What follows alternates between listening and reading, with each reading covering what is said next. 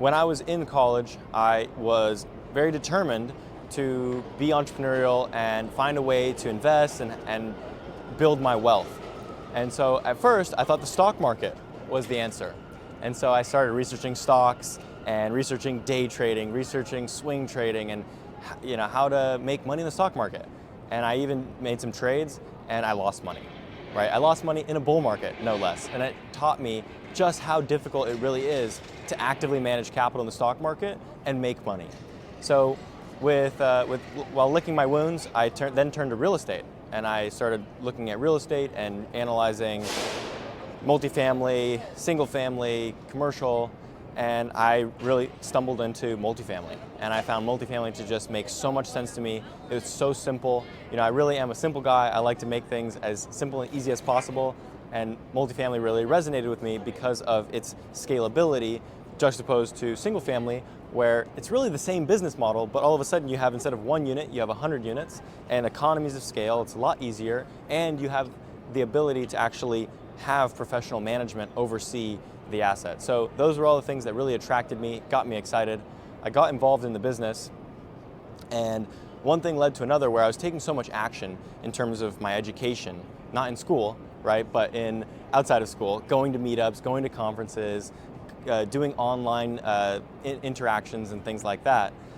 I was taking so much action that I was able to join a mentorship group, meet my business partner, start talking to brokers, start talking to investors, lenders, start sourcing deals.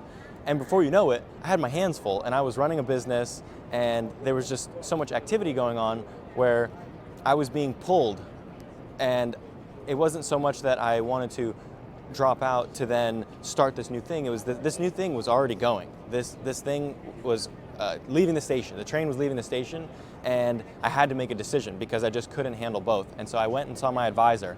And amazingly enough, we live in a day and age where my advisor was understanding, and he said, hey, given your situation, I recommend that you take a indefinite leave of absence, right? So that's what we call it. And I here am today, still on my indefinite leave of absence, right? I am subject to return at any moment.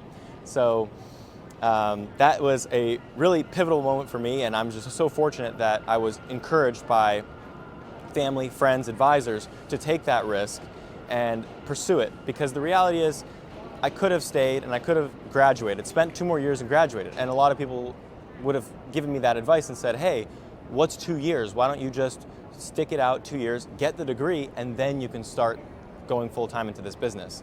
But the lesson I want to teach or talk about today is speed. Speed and opportunity, because when an opportunity is open, the door is open, you need to take that action quickly because you don't know what is the next step and what that opportunity will lead to.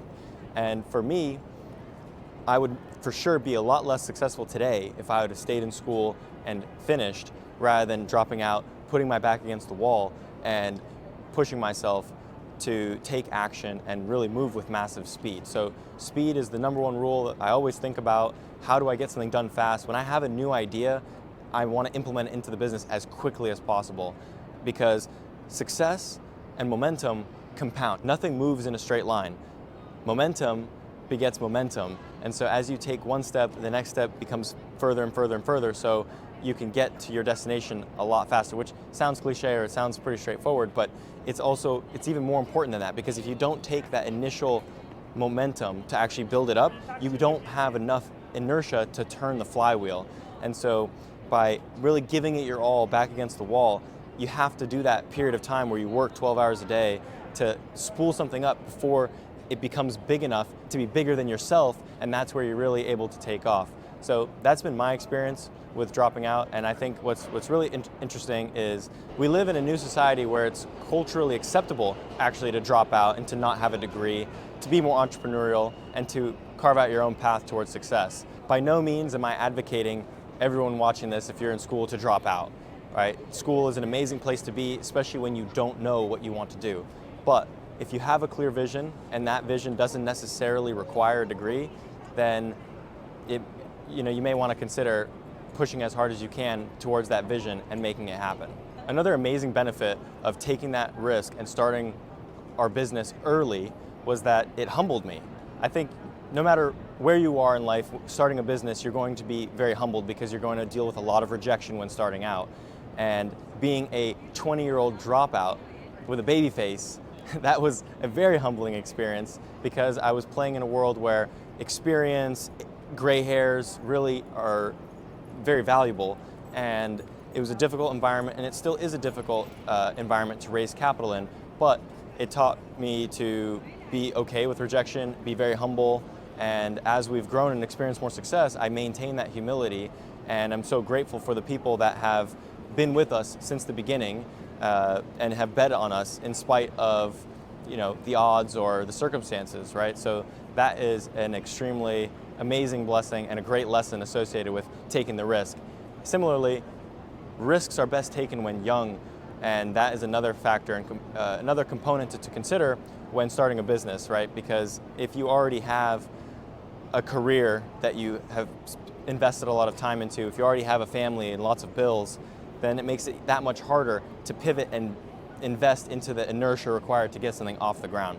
So it's been a great 5 years since I left school and entered the real world, and I'm looking forward to another fantastic 5 years. Thanks for watching.